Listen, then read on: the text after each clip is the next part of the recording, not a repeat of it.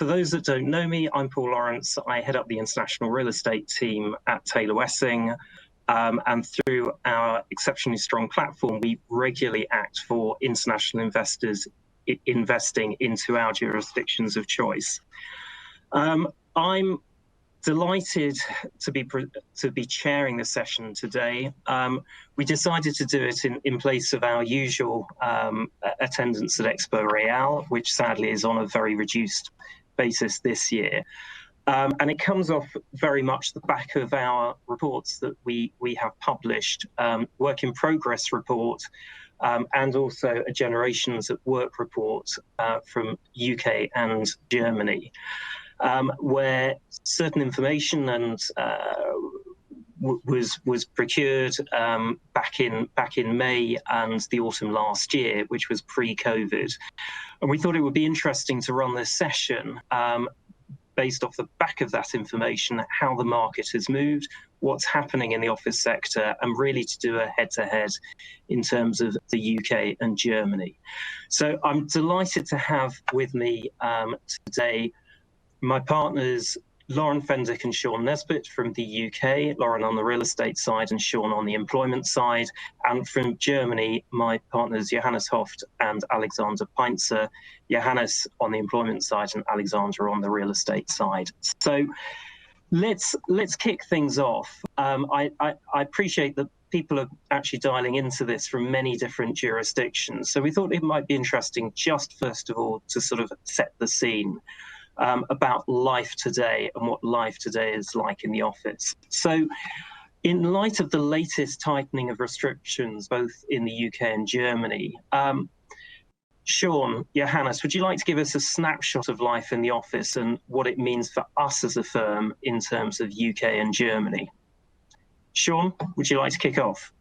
Sure, thanks very much. And our picture changes a little bit according to whether you are located in our London office in the city or in our offices in Cambridge or Liverpool. And one of the features of the workplace issue at the moment is that it differs according to region, and it's a localized phenomenon, and reactions need to be localized. And I think that is going to be very interesting as to how it plays out, because we've got a tension in the UK between the large powers of central government and the limited powers of local authorities and local businesses to influence their environment. And that's a tension not just between Wales, Scotland and England, but also between some of the larger cities in the north of England, especially, which are affected more by COVID at the moment than London measures. So in London, what we have is not much change now compared to how it was in March and April. Our national guidance is that we should not go into the office unless we need to, or to put another way, we should work from home where we can. And that means that by my estimate, something like 90% of people who are based in our London office are actually working from home, and that includes people from all levels. We tend to see more senior colleagues, such as partners and people whose job it is to do business origination, coming into work. But even then, that's probably only 1 or 2 days a week.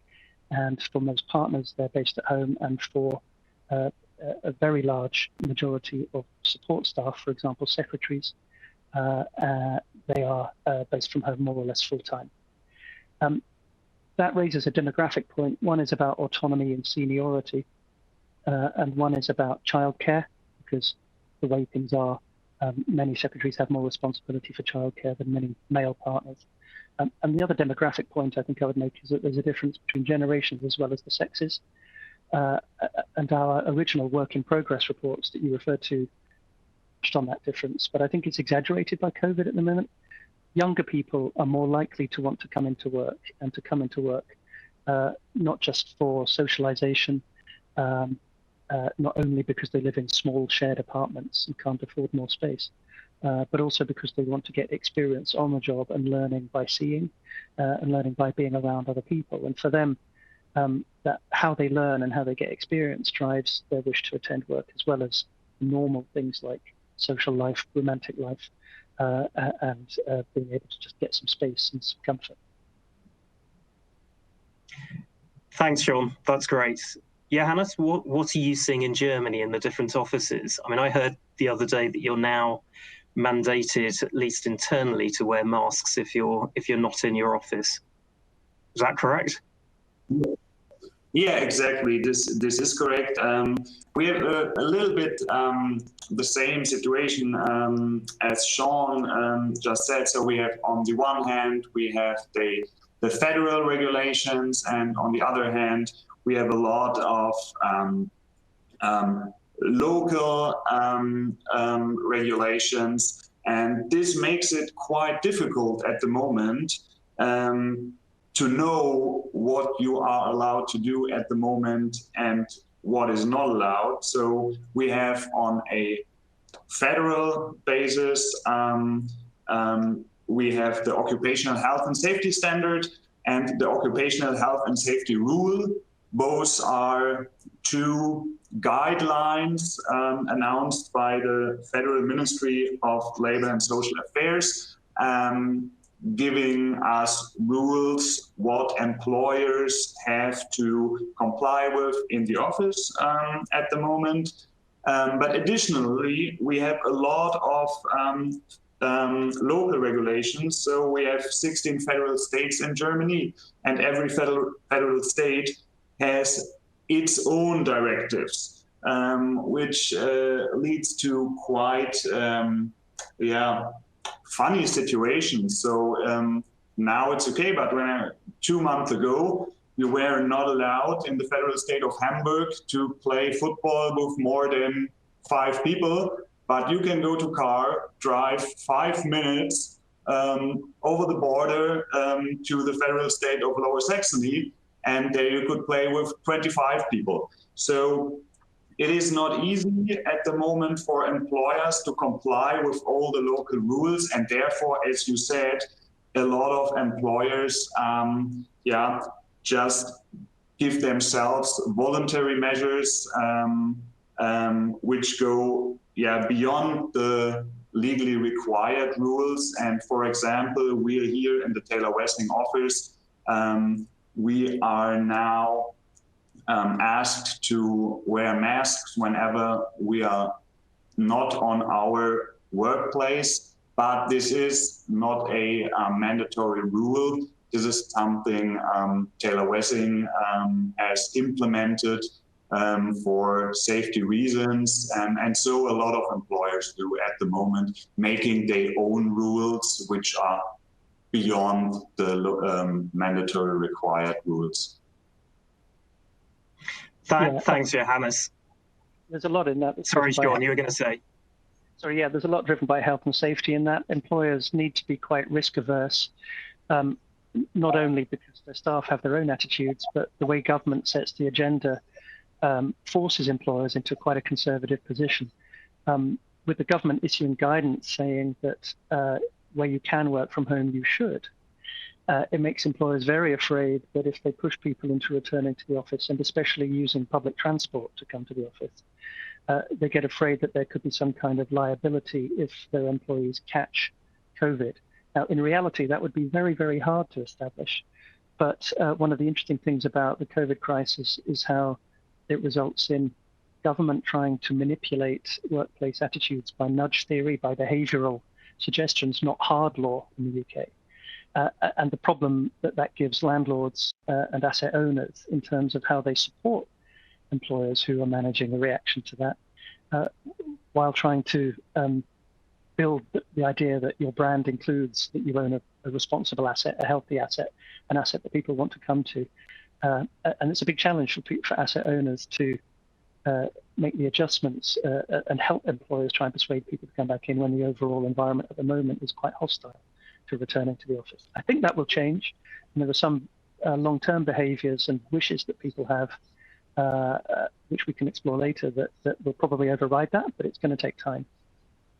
And Sean, I think I would agree with that, because certainly the numbers coming up to town and coming into the office were a lot higher at the time that we were starting to be encouraged to come back into the office, albeit that Boris Johnson then very much said, work at home if you can work at home.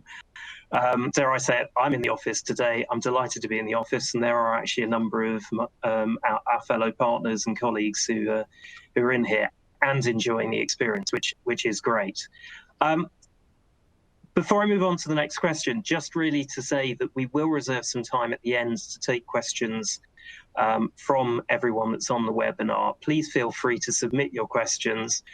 We will have a look at them as we go along. If there are questions that absolutely fit with what we're saying at the time, then of course we'll pick up.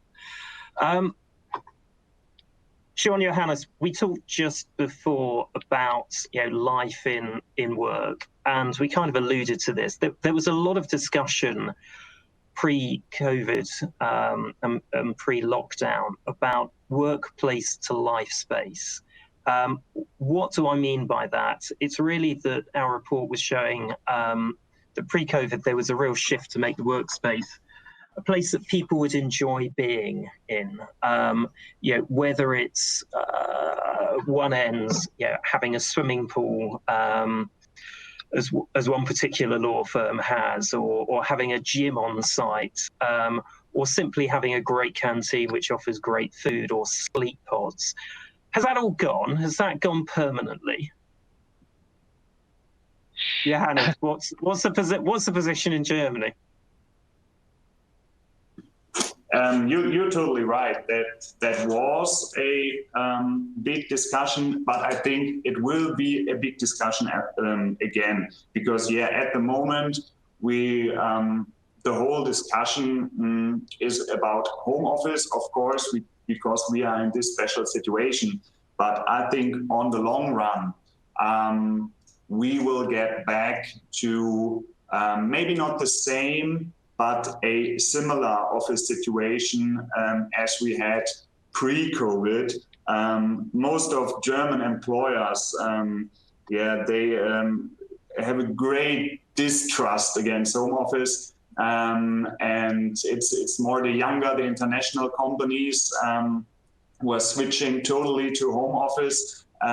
So I think this discussion is not ended, and I think that making the office a place where you not only work but also have other possibilities in terms of well-being, in terms of sport. I think that is and will be a very important point. So, for example, in Germany, additional benefits with respect to health and safety are increasing more and more. For example, the trend at the moment is to have company bicycles or to have a gym in the building. And yes, at the moment, the situation has stopped a little bit because we're all talking about home office and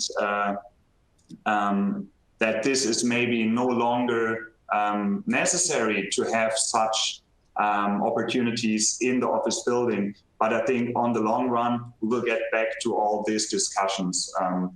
Hopefully, not in the far future, but after COVID, and hopefully a couple of months. Yeah, Sean, what's your take? Interesting, Paul, to hear Johannes talk about work assuming some of the features of a hotel. Certainly, as an employer, it sometimes has felt like my office is more like a hotel than a workplace when I deal with some of my younger colleagues. But there has been a convergence between the hotel experience as replicating work as well. Plenty of hotels around Silicon Roundabout and a new hotel up on the outskirts of London they create a sort of mixture of work and the leisure experience to encourage weekend guests to stay there. And I think probably that convergence is going to increase. Work will need to assume maybe not the same features as home, but features more like a hotel, and that will continue. As an immediate reaction, we wait to see how many small family-owned hospitality businesses will collapse and go bankrupt in our cities. There are support measures now, especially in the north of England when there's a lockdown on hospitality.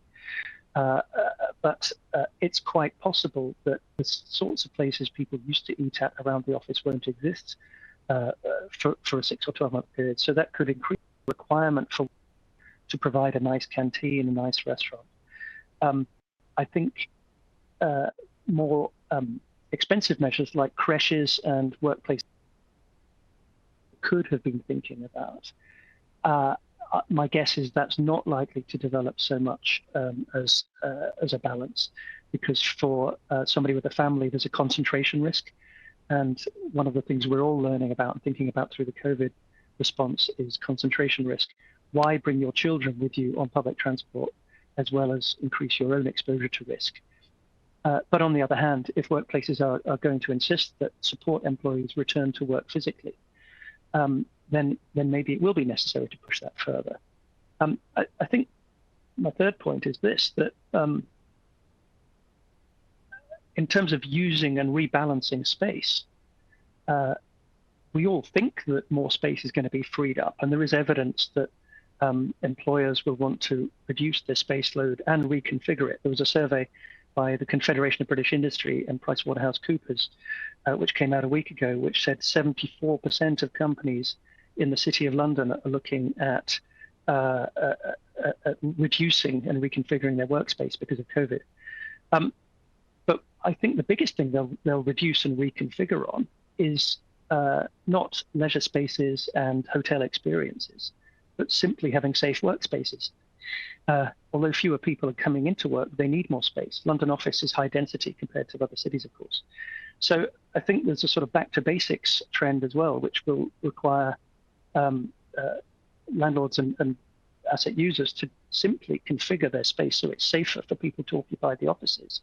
It's a little bit like my house being nice because it's detached, it has a garden, there aren't too many other people in it. In the same way, London office may become more like German offices with more space. Everybody has their own sofa and so on, Johannes. And I think, Sean, you're right. There's been a fair bit that's been written about that, and actually looking back historically at the size of the office, how, you know, larger, smaller, different times to face different health risks, the office has changed over the period. Alexander, Lauren, what are we seeing on the pure development side, and how are our clients actually looking at the current developments? Is it having an impact at the moment? What are we seeing? Lauren, do you want to kick off? Sure. So in terms of just office owners, if I take it from that, and looking at building design from a development point of view, because of COVID and generally, we're increasingly aware that healthy building, as Sean was mentioning earlier, supports the well-being of our occupiers. And with sustainability being high up on organisations' agendas, that's only been amplified through lockdown. So it's now incumbent on office owners and developers to capitalise on sustainability in their buildings and embrace technology for smart building monitoring for a future. Oh, we seem to have lost Lauren there. So in terms of technology and Wi-Fi, clearly something that is more sustainable in terms of the office. Alexander, across to you. Do you want to catch up in terms of the position in Germany? Sure. Before I do, I just want to provide you with some more figures on how home working is perceived in Germany. So 85, that all these figures are based on a survey carried out by Catella in June, which was published in July. And if 85% of the people believe that working from at home is more efficient, actually, and 83% believe that home working will last and beyond the crisis. And 41% say, okay, I would like to have 1 to 2 days off working at home, and 25% say I would rather like to have 2 to 3 days at home. So, but in return, most people, which are basically 75% of the people, think that home working cannot replace working from the office, but it needs to be complementary. And that is the situation we are in now in Germany. I picked up a figure yesterday, which was published by one of the large real estate magazines, which says in the Hamburg market, the letting rate dropped down by 43%. And by the end of this year, instead of 540,000 square meters, only 350,000 square meters will be newly let in a city like Hamburg with 1.9 million inhabitants. That clearly shows that the market is frozen currently. I think what's going to happen over the next month is that all the projects which are already started and locked in will continue, but there's no appetite whatsoever for opportunistic project developments. And that means that in the long run, it will be more difficult to fund such projects. It will be more difficult to find tenants which will jump on those projects right in front. That in return means that it's even more difficult to get funding, because without a tenant, there will be no funding from the banks.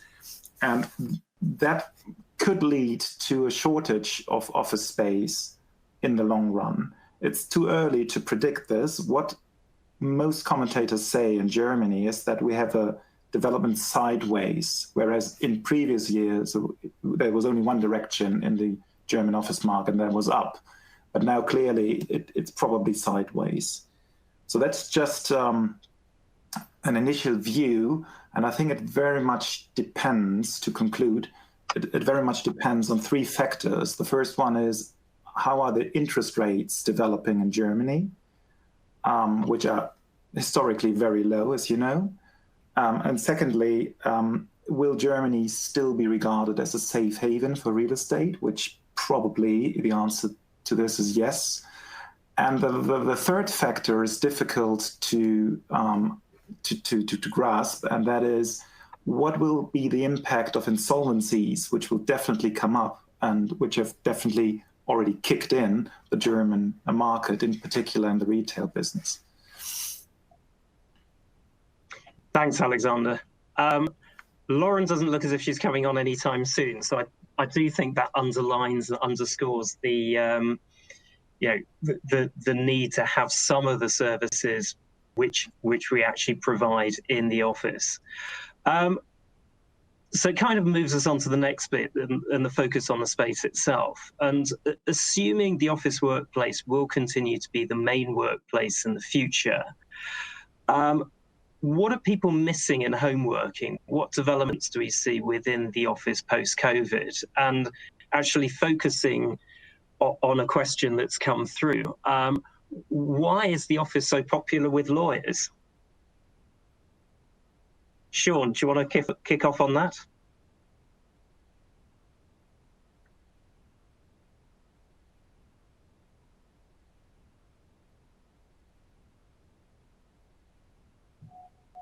So I think Sean has some problem as well. So maybe I may step in and start with thanks, Johannes.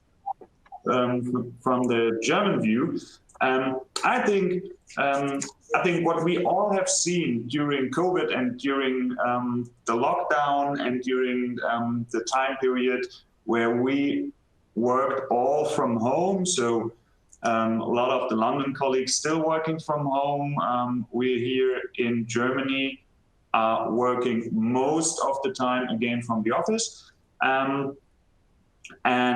What we all have seen is that personal exchange with colleagues is really important. And this is something you cannot replace only by video conferencing. And therefore, I think this will maybe something in the future where employers have to pay more attention to. So, for example, have more communication places, have more meeting places. So have opportunities in the office to network. because we have now seen that this is something really, really important. And I think most employees, if you ask them what is the thing which has not worked during the home office time, then it's exactly this, the personal exchange. So I think this is something maybe we can have a clearer focus on in the future.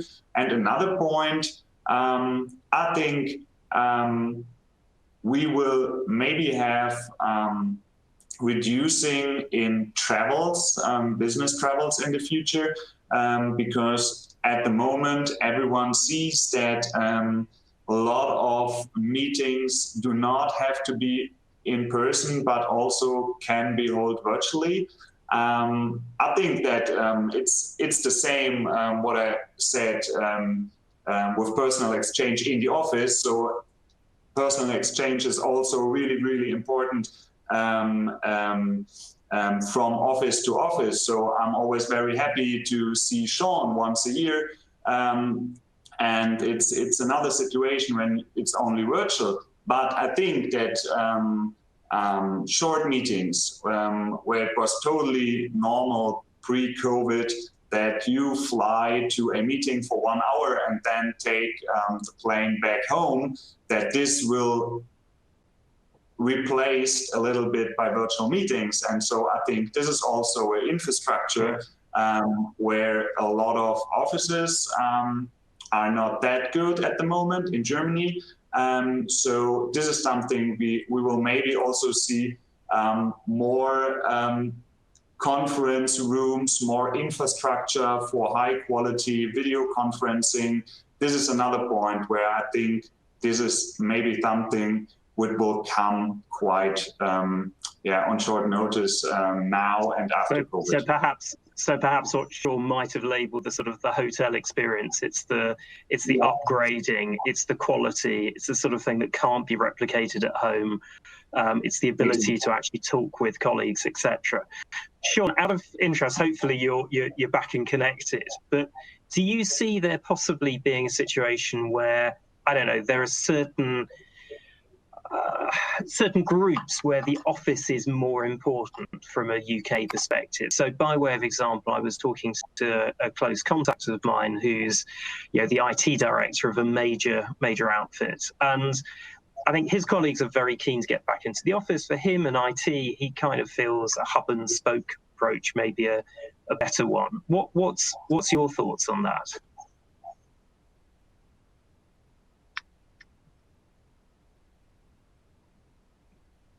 I think Sean still has some difficulties.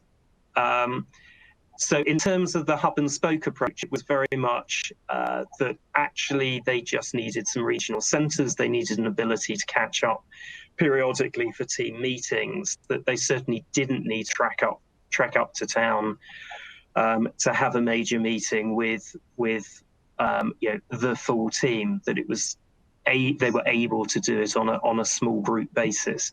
So that was interesting to me. But I do think that there are certain groups of, particularly in the service industries, and yes, you can talk about lawyers, perhaps you can talk about accountants, where actually it is important that people do get together and are more efficient. Lauren, back to you. I mean, in terms of the real estate industry and how they need to adapt, I mean, clearly there are short-term measures that have been put in place, and there are short-term changes. But what do we think is going to be the longer-term position in terms of structuring of deals and also building design? So before I got disconnected, proving why we all need to get back to the office as quickly as possible, I think from a deal structuring perspective, what we're expecting to see is new models of letting. So shorter terms, turnover rents, and even profit share arrangements for certain sectors. As Sean was alluding to earlier, the kind of hospitality operational service provision of real estate by landlords is also going to become a more popular choice for occupiers, and also having more flexibility in leases over sharing space, because I think the key driver of what we're seeing at the moment is that flexibility is going to be king.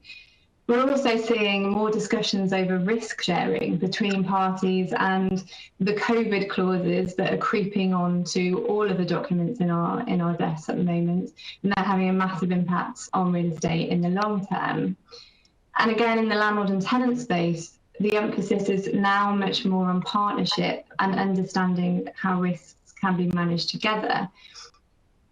We may also see a change to how rent is calculated, whether it's going to be purely on the rent per square foot, or whether we're going to be looking at how the configuration of space is going to change as a result of what we've been through and what we're going through at the moment, whether we're looking at doing it on the number of workspaces, meeting spaces, or collaborative spaces.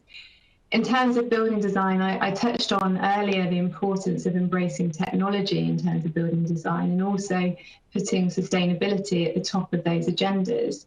And it was really interesting to hear what Johannes had to say about the increase in space in terms of collaboration space and meeting spaces. But also, we shouldn't lose sight of the fact that we're still going to need to provide a hybrid model of office space, which recognises that the diversity of a workforce, where people do want to come into work as they have been doing over the years and use a desk, and that we still provide that traditional form of workspace for those people who don't have it necessarily at home or just prefer from a wellbeing perspective to actually do it in an office environment. What impact do we think it's going to have in terms of the serviced office sector? I mean, from what you're saying in terms of flexibility, if there's a high quality offering on the serviced office space, that may be a good thing, and again, an asset class that will flourish. I think that the effect of that is twofold, actually. What I'm hearing from the investor owner community is that they will turn themselves to providing more flexible space and look at taking it in-house by partnering up with operating partners, as opposed to the traditional method of granting a lease to a separate co-working provider. So at the moment, in the short term, there are definitely difficulties for the service office provider, but in the medium term, that operational knowledge, that expertise is going to be key to collaboration with owners of office space. And then you also mentioned the hub and spoke effect, where if organisations are going to look to have a central hub with smaller branch offices, then the best place to accommodate that kind of use of real estate is going to be in a serviced office provision. And so you're looking therefore for the suburban flexible office to cater for a new category of workforce and in effect creating a new asset class. Interesting. Alexander, in terms of Germany, how is the market adapting to the structuring of deals and also building design, or is it just too early? Well, it's definitely not too early to consider what's going to happen in the near future. I think, as I mentioned earlier, I think they're all still under shock. Everybody's contemplating what to do with a respective office space. And it's like a huge mega max vessel where somebody pulled the brake and where this vessel needs 30 miles to really stop, because all our previous thinking is more or less worthless. However, we should not forget that the office space was already in a transition period before COVID, due to globalization and due to younger generations asking for more flexible space. And Lauren perfectly mentioned it. The key word is flexibility in terms of space, in terms of time, and in terms of the scope of use. And the response to this is pretty much the same as Lauren has just explained with respect to the UK. Tenants are but they continue asking for more flexible lease agreements in terms of prolongation rights, or even in terms of preemption rights, etc., etc. However, that's the tenant's perspective. But I would briefly like to touch on the investor's perspective. What does it really mean for the investor in the short term? And that is probably that the lease agreements will be stressed that many tenants try to even terminate the lease agreements or renegotiate the lease agreements. We've already experienced a number of tenants reducing the rents, and most landlords were very flexible during the first wave of the COVID pandemic in Germany. And that will continue, definitely, but that is very difficult for the investor, for the future landlord, because the cash flow will not be as secure as it was before COVID. And that in return means that banks will be probably more reluctant to let money. Fortunately, we learned some lessons out of the financial crisis, and there's much more equity now in the property finance than it was before 2006 and 7. However, I think what we are going to experience is that some of the players will disappear and other investors will step in who are very well prepared to accept short-term leases. Instead of like 10 years, they might go along with 5 or even less years of rent period. So this is, but that was sort of complementary to what Lauren said. And it's clearly too early to assess what it means for the fit out of the premises. There are 2 effects which need to be matched with each other. The one is the clear tendency to do more work from at home, as I previously outlined, and the other one are the hygiene concepts, which require more space between the people. As simple as that, but they have a huge impact on the square meter you need in order to sit the people. So there's one figure, and that's my final remark, but it's quite interesting. The average use of a person in office space came down from 27 square meters to 25. Probably it's like 13 square meters in London, but it actually is 25 square meters in Germany, so a luxury problem. And some people say this number will go up again because of the hygiene requirements. And that means in return, there is a higher appetite for office space, although more people will work from at home. Which really feeds into what Sean was saying earlier. To move the discussion on slightly, I'm very conscious that we've got a number of people who've dialed into the webinar who are significant owners of property, certainly in the UK and certainly in the City of London. Are we seeing clients starting to shift their gaze from offices to other asset classes? Across my desk, I still see a very strong focus on investment into offices. I think there's as everybody would acknowledge, there's a wave of international global money looking to invest certainly into the UK. And I think offices very much is part of that. Well let, long income, location, all of the key points that one would normally expect. But are clients starting to shift their gaze? Are they looking at other asset classes? Lauren, do you want to kick off on that one? Absolutely. So traditionally, offices has been, for one of my international clients, the main kind of bread and butter of their portfolio. But now, as a result of what's going on at the moment, they're taking a pause just to open up their vision to look at different asset classes to see what opportunities are on offer. And I'm seeing clients turning to sectors which benefit from being high up on the UK government's agenda. So life sciences and healthcare real estate, which has been propelled by strong macro trends well before COVID and robust capital inflows and demand from the baby boomer generation.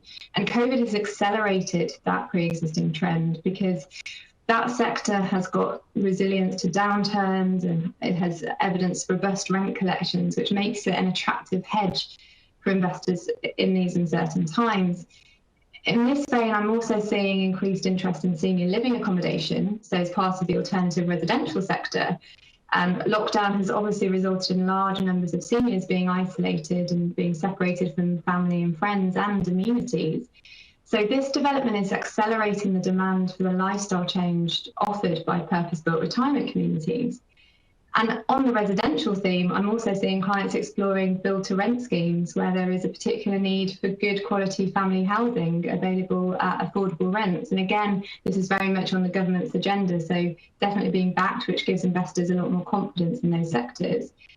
And then interestingly, I'm also seeing existing real estate being repurposed. So logistics operators targeting retail assets, so retail parks, where there are good transport infrastructure, strong power supply, and availability of a local workforce.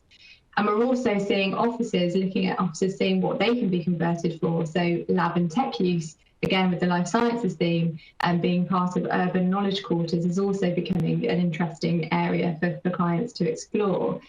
And our recent planning legislation changes reclassify a number of uses, allowing in some instances much broader use classes.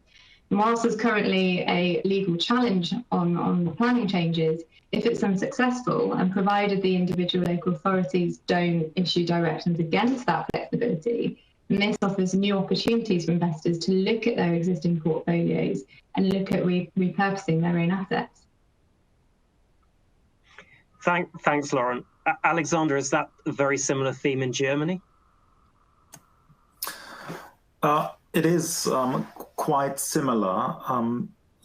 Interestingly, the number of, or the volume of transactions will not go down this year in Germany. That figure comes by surprise. It was recently published by the Central Association of Real Estate, ZIA, in Germany. So we're still talking about a volume of roughly 28 to 29 billion euro.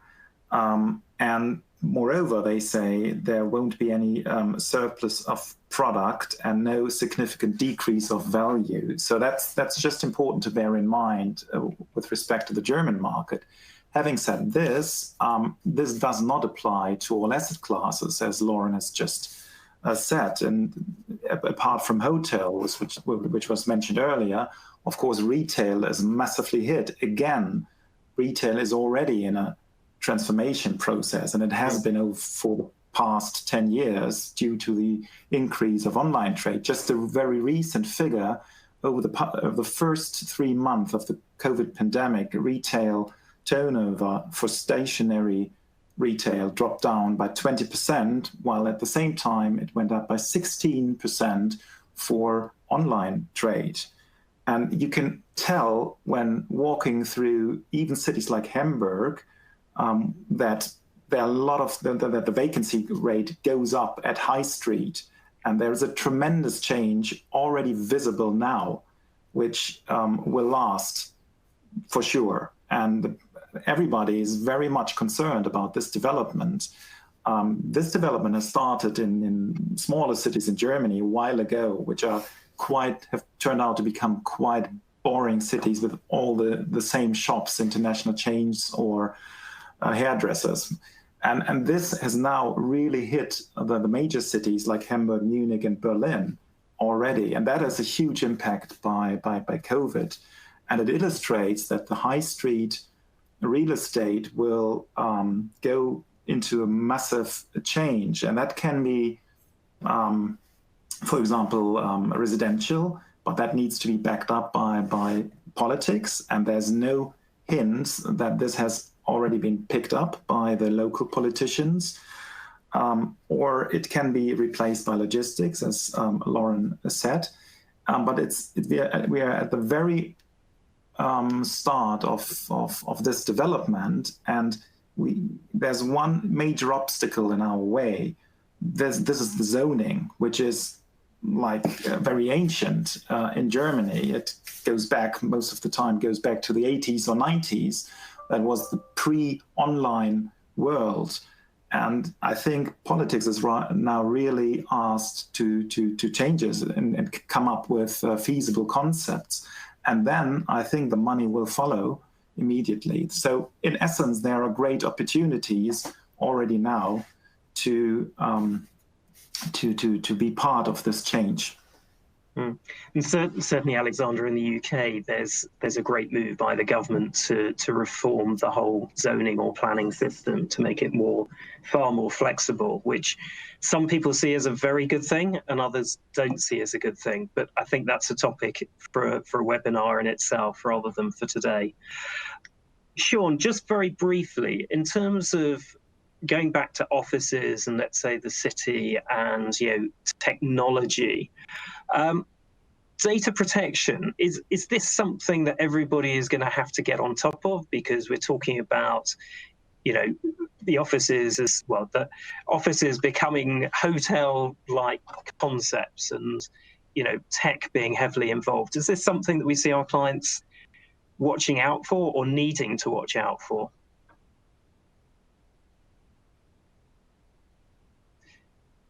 Sadly, I think we've still got the reason why we should all be in the office and with tech. But Johannes, do you have a comment from the German side on that? So in Germany, we can see that the focus on data protection issues is very, very high. And against this background, I'm always wondering that at the moment during COVID, this awareness is just gone. Best example in my mind is temperature testing. This is something which a lot of employers are doing.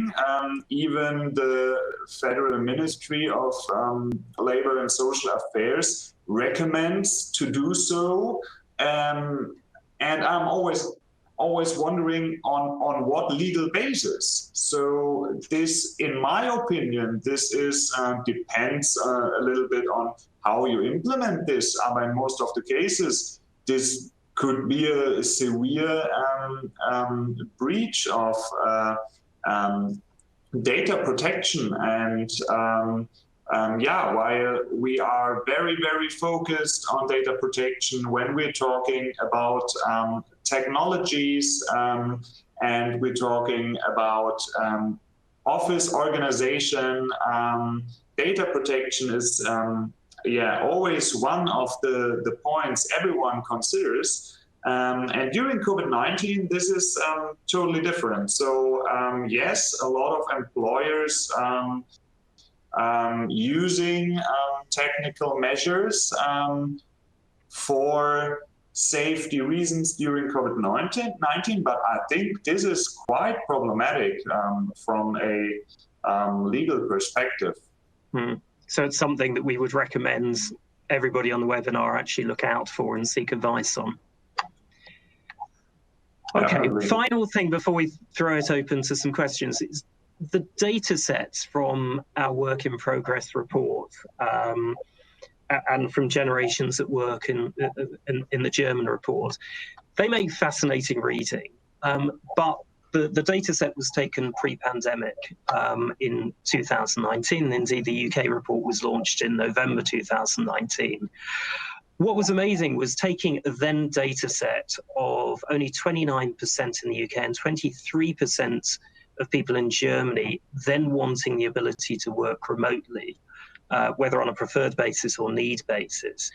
Has the world changed forever, and do we need to plan for a different tomorrow? Or does the office still have a real place in our hearts and will be a place that will absolutely draw people back because of the high quality space and the offering that's there? Lauren, what's your view on that? So my view very much is that there is definitely going to be a need for the office, but I do think the primary purpose of the office has changed fundamentally. So the demand for and recognition of flexibility, as we've all said today, of our workplace has certainly played out during this pandemic. I think if you were to ask the question again, there would definitely be a higher percentage of those saying that they would want the ability to work remotely. But conversely, if you were to also ask the question, do I need an office to work from a few days a week with my colleagues to have that exchange of ideas, collaboration, supervision, training, then the positive response rate would be equally as high, in my view. So we need to plan for that positive and inspiring workplace that brings everybody still together, but recognises that people still want that flexibility in terms of working remotely. Alexander, any further final thoughts from you? Not very original ones. I've already quoted from the survey, person to which more than 75% of the participants clearly said, yes, I would like to work from at home in the future, so that will stay. At the same time, they don't want to give up on working from the office. And I think we said it now a number of times, it requires more flexible concepts. It requires a different attitude from employers, probably. It requires political backup. And what's in particular needed is the will to invest in these new structures and to take a little element of risk, but at the same time secure the office world in the future. Okay, thanks for that. So opening up to the first question, which is really one about confidentiality and working from home. I guess it's one really for Johannes and Sean. Is there a great concern about confidentiality? Of course, we owe a duty of confidentiality to our clients. We need to make sure that papers aren't left around at home. We need to make sure that screens are locked. Do we see this as an issue in the legal profession, or indeed a heavily regulated sector such as banking?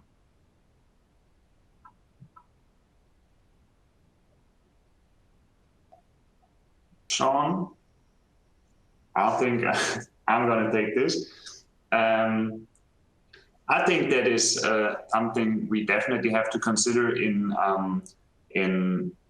almost every jobs, and not only in specific sectors. And what employers always have to remember when we're talking about home office, so according to German law, all rules which apply to the workplace, they still apply to the workplace if the workplace is at home. So when we're talking about confidentiality, when we're talking about data protection, when we're talking about working time, occupational health and safety, it's very clear, the law in Germany, that you have to comply with all these rules, even if the workplace is at home.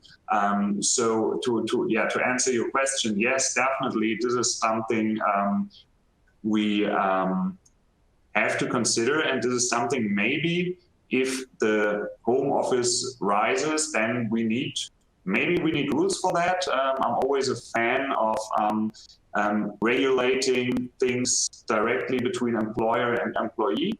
But yeah, sure, maybe we need a more framework for all this from a legal basis. Interesting. I think it's inevitable that if there continues to be significant working from home, that there will be further legislation in the UK, also in Germany, about all sorts of issues, employers looking after their staff properly, what it actually means to work from home.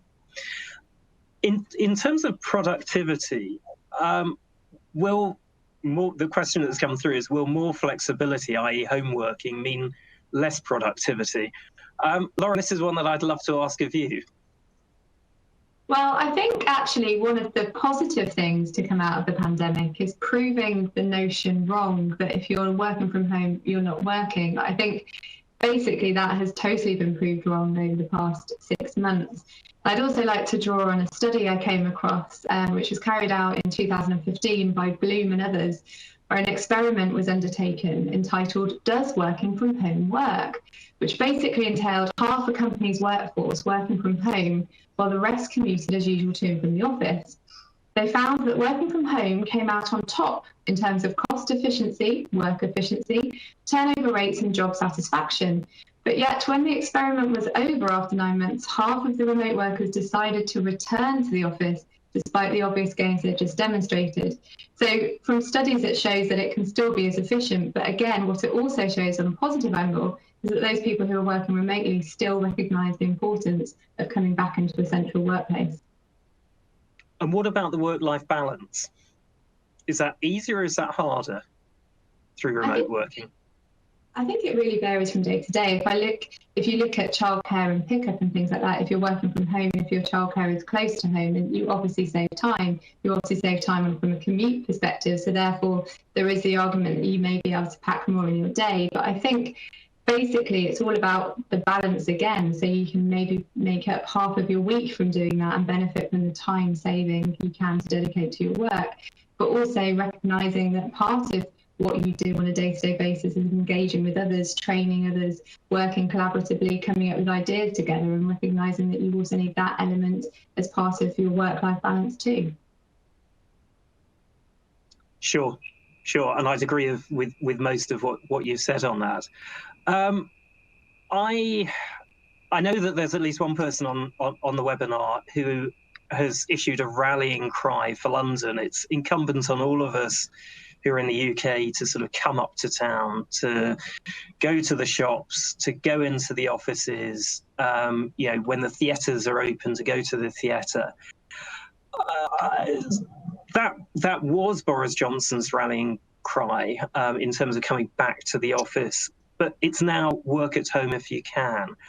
What's the position in Germany? I mean, is there a view? Is it that people should stay at home? Is it and shop locally? Is it that people should go back into the centre of town? Alexander? Are you asking me as a real estate lawyer? Yeah.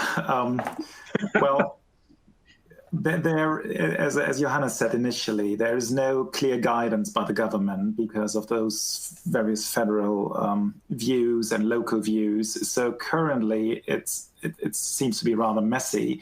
If you ask if the people really want to go back to the city, I would rather say no. Interestingly enough, for example, people now tend to go to the shopping centers, which include both food and clothing, so that they only have a one-stop approach.